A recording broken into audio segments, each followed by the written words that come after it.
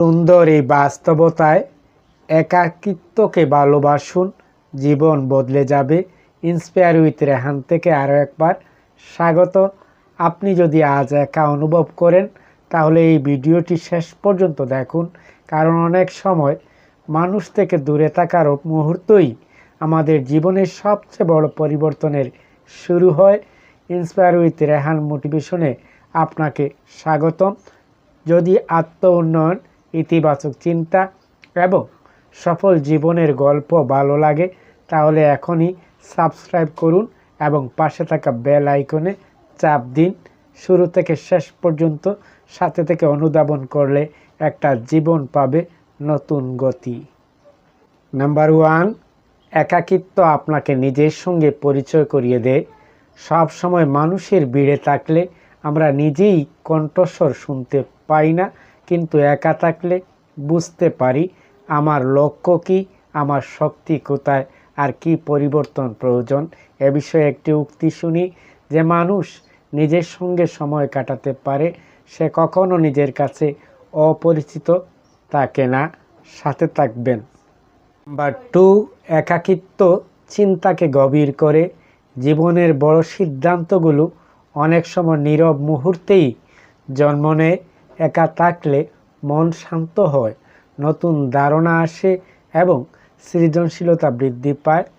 Number 3, একাকিত্ব আত্মবিশ্বাস গড়ে তোলে। যে মানুষ একা পথ চলতে শিখেছে সে অন্যের স্বীকৃতির অপেক্ষা করে না, সে নিজের মূল্য নিজেই বুঝতে শিখে।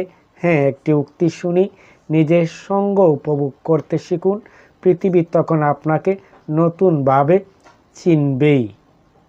নাম্বার 4, একাকিত্ব দুর্বলতা নয়। একাকিত্ব মানেই নিঃসঙ্গতা নয়, এটি হতে পারে শেখার, পরিকল্পনা করার এবং নিজেকে নতুনভাবে গড়ে তোলার সময়। আজ যে সময়টা আপনি নিজের জন্য ব্যয় করছেন সেটিই আগামী দিনের সাফল্যের ভিত্তি হতেই পারে।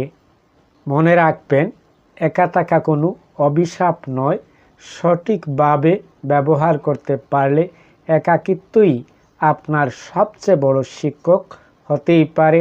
আজ থেকেই প্রতিদিন কিছু সময় নিজের সঙ্গে কাটান, বই পড়ুন, নতুন কিছু শিখুন, লক্ষ্য লিখে রাখুন এবং নিজের স্বপ্নকে আরও স্পষ্ট করুন। ভিডিওটি যদি আপনার ভালো লাগে তাহলে একটি লাইক দিন, কমেন্ট করে জানান আপনি কি একাকিত্বকে শক্তিতে রূপ দিতে প্রস্তুত। আর এমন অনুপ্রেরণামূলক ভিডিও পেতে এখনই সাবস্ক্রাইব করুন ইন্সপায়ার উইথ রেহান মোটিভেশন।